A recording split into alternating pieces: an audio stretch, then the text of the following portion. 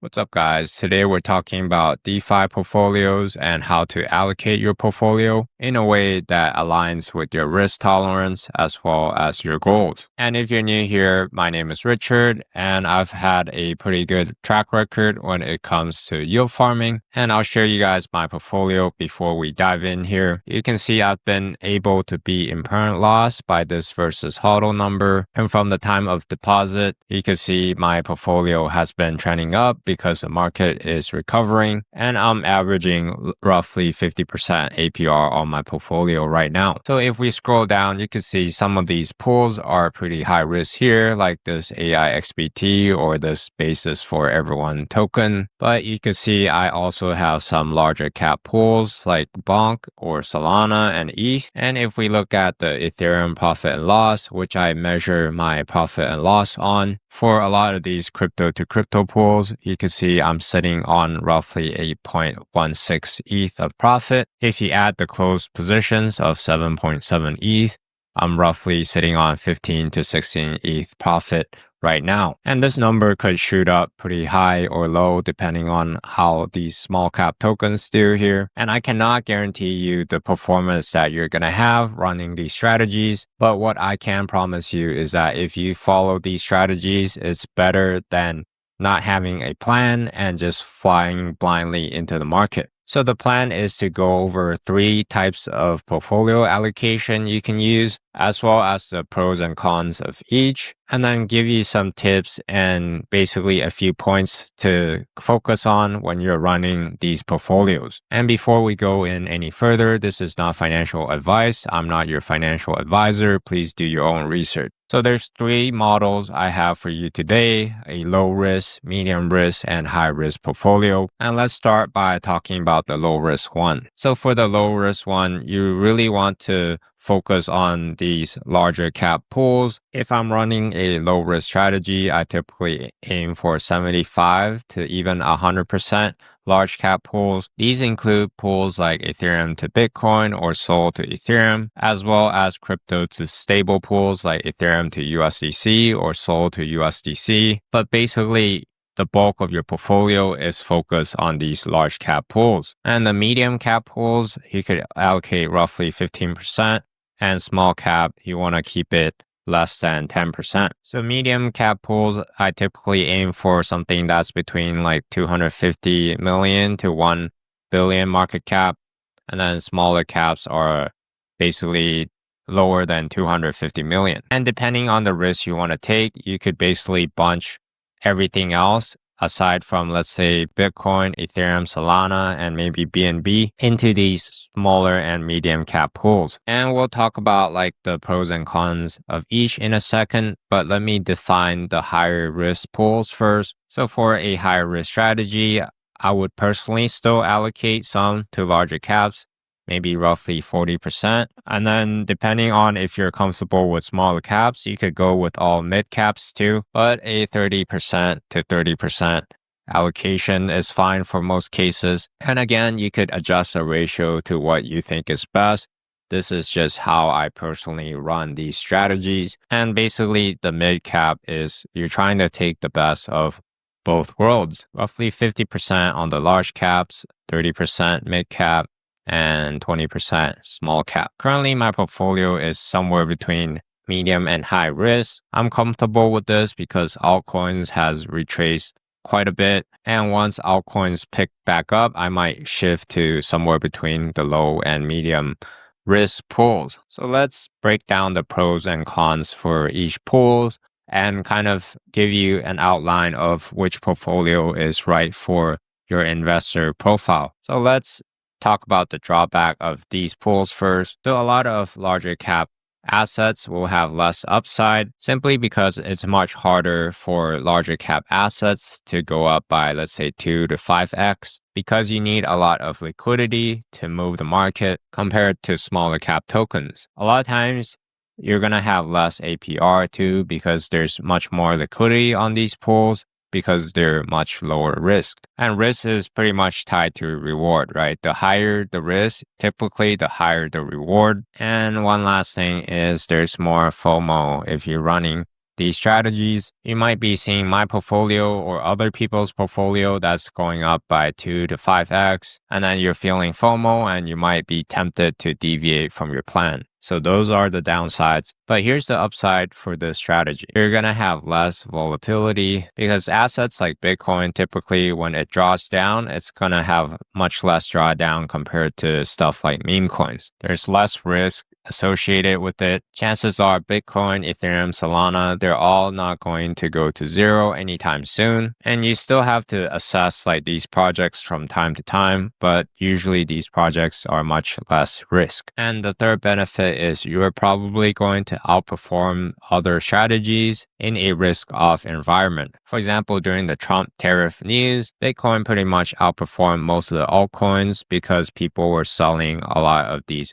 altcoins because of uncertainty. So that's the pros and cons for it. And it's typically right for investors who want to bet on more established projects and longer term investments. If you're in crypto for the next 10 to 15 years and you're looking for a more stable compounded gains, then you don't even have to invest in smaller cap altcoins, right? You could be yield farming with Bitcoin, Ethereum, Solana, or not even yield farm at all. You could be buying these assets separately, staking them, and basically buy and sell these 3 or 4 core assets. And if you can't stomach a lot of drawdown, then typically this low risk portfolio is a better fit for you. Because a lot of times, like my portfolio, for example, ran all the way up to 175K.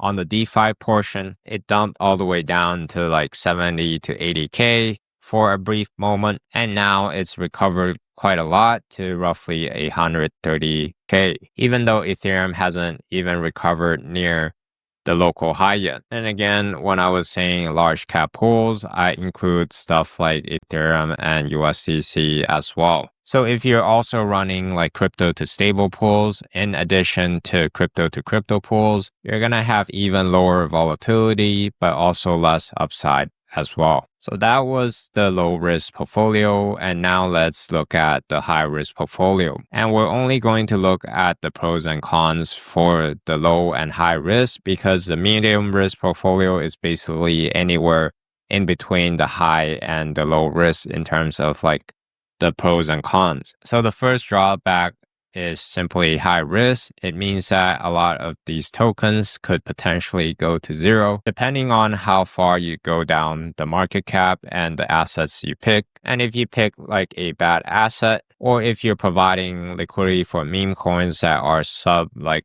10 million market cap all the time, for example, then a lot of these tokens could go to zero if you don't manage the risk. And another drawback is it typically takes more management. A lot of times when you're running a higher risk portfolio, you can't just have like 2 or 3 main positions. You need to be well diversified, and it's going to take some management, especially if you're running very tight ranges.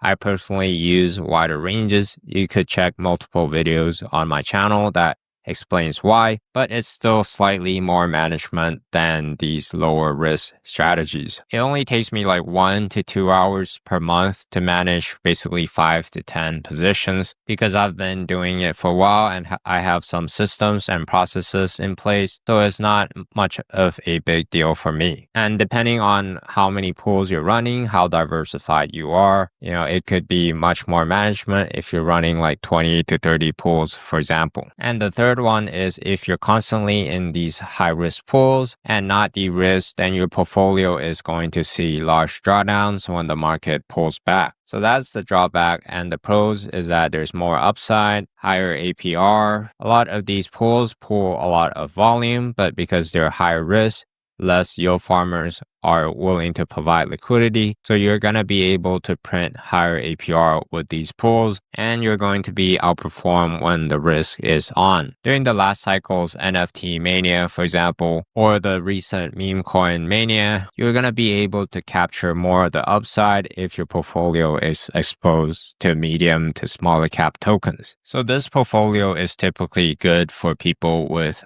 less capital that could stomach more drawdowns, and people that are trying to go for higher returns. For younger people like myself, I'm still under 30. I'm getting a bit old, but it's not going to be the end of the world for me if one of these pools go to zero because I have much more time to recover from my mistakes compared to people that are, let's say, in their 60s. So before I hop off here, I want to go over a few tips if you're running like low or high risk strategies, because the management of this portfolio is also different and important to consider depending on your strategy. So for low risk portfolio, you want to focus on compounding returns. If you're in the major caps, for example, Bitcoin, Solana, Ethereum, unless we see another mania phase, you're not really going to see like a 3 to 5x from the current price, probably in this cycle. So we're focused more on compounding returns over time over the next 10 to 30 years, rather than trying to hit like a 2x or a 5x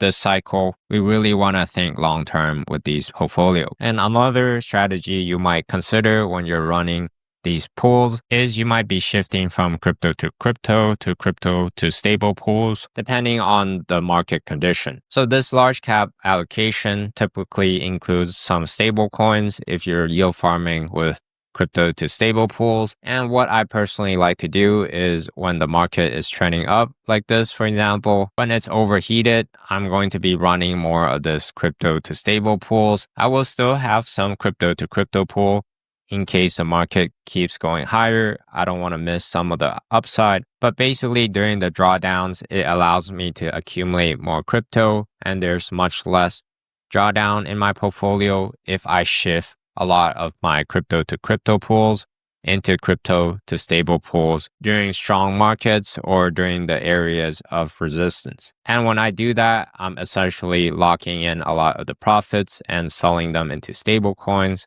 And when it draws down, basically I will have more crypto profits. And when the price is trading at an area where I'm happy to buy, I might shift all of my portfolio into more crypto to crypto pools again. And then when the price pumps again, I might shift to crypto to stable and then down back to crypto. And this strategy works for the lower risk pools as well. But this could be a great way for you to basically play the cycle and capture that gains from the volatility in the market. But I would personally only shift a portion of the portfolio to crypto to stables that I'm happy to sell, because again, if this pumps above your price, then you're going to be fully into stables. If you didn't want to sell your Bitcoin or Ethereum, for example, then you're not going to even worry about this pool, right? But you could do both, and that's what I typically do. And a third thing you could do is you want to ignore the noise and basically stick to your plan. A lot of times when you're running like larger cap pools, it's going to be more boring because it's the same assets, and everyone around you would probably be making a lot of gains during the risk on environment. If you have zero exposure to smaller caps or medium caps, for example, but you gotta know yourself and look at the big picture here, right? You want to ignore the noise, ignore that FOMO feeling you have, and stick to the plan you have in the first place. Again, we're focused more on compounding our returns and the longer term time horizon rather than chasing gains. And when you see a lot of the wins on the timeline, just remind yourself that they're not going to be all winners, right? There's a lot of losers on the altcoin market as well. People lose a lot of money there as well. So the way I manage high risk portfolios is pretty much quite different from these low risk portfolios. For these, I typically want to de-risk with fees and basically take my profits into the majors or stable coins when these pools are trading at a good price that I'm happy to sell the fees on. For example, this Bonk and ETH pool that I'm in, it's considered like a medium risk pool in my opinion. And if we look at this ETH divergence loss,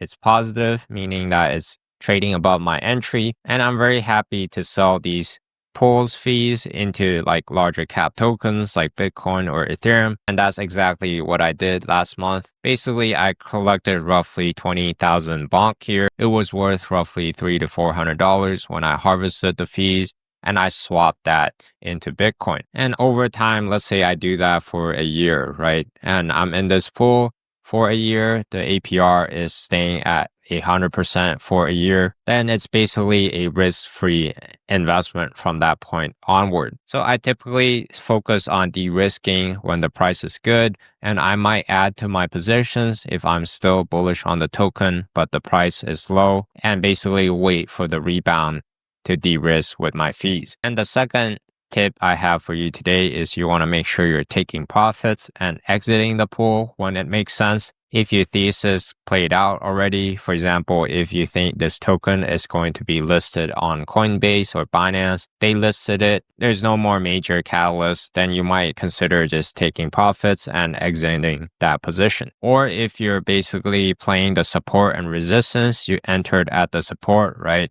And then when it's trading near the resistance, you could choose to take profit and exit that pool completely and basically de-risk.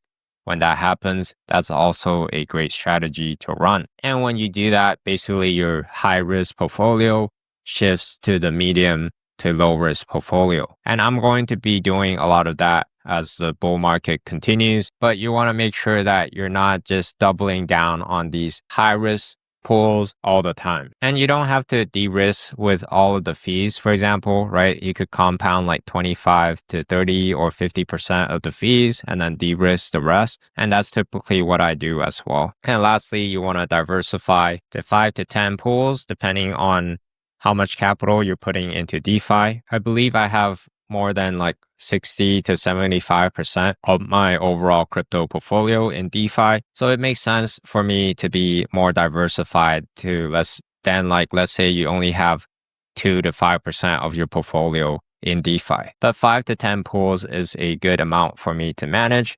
Again, it only takes me like 1 to 2 hours to manage per month because I run pretty wide range strategies. But of course, it would take me extra time if I'm scanning for new pools, simulating, making new investment decisions. But for the management of positions and taking profits, it doesn't take that much time at all if you're running wide range strategies. And if you guys are basically spending like 3 to 4 hours every single day managing your LP positions and you're not even making a full-time income from that, then that's probably not a good use of your time. But basically this diversification prevents you from being wiped out if you only have like 1 to 3 pools, for example, with a lot of capital. And some of those assets are below 1 billion market cap, like a lot of DeFi investors do. You never know what's going to happen with these altcoins. Even with solid tokenomics, there's ways around that where the team could sell their tokens and still basically put you out of business. So diversification and de-risking is very important for high-risk strategies. And the reason why I'm running a high-risk strategy right now is because I believe there's still much more room for the altcoins to run. A chart I like to look at is this USDC and USDT dominance. You can see it's been going down pretty rapidly here and flowing into altcoins like Ethereum and smaller cap altcoins. But when it's like trading near key areas of support here or even cracks down here, then I will probably focus much more on lower risk strategies and protecting my portfolio from drawdowns. But it doesn't matter what the market does, I'm still going to be de-risking my fees into larger cap assets and stablecoins, especially now that Ethereum is recovering. So I hope that helps, guys. And you can make a lot of money with DeFi if you know what you're doing and you have a decent sized portfolio. And this is where I've made the majority of my gains during the last year or two. If you want to learn more about yield farming, especially with concentrated liquidity pools, this is what my channel is focused on. So be sure to check out those other videos. And there's a lot of misinformation and misconceptions out there when it comes to yield farming. So just be careful out there. Thank you for watching. I'll catch you guys next time.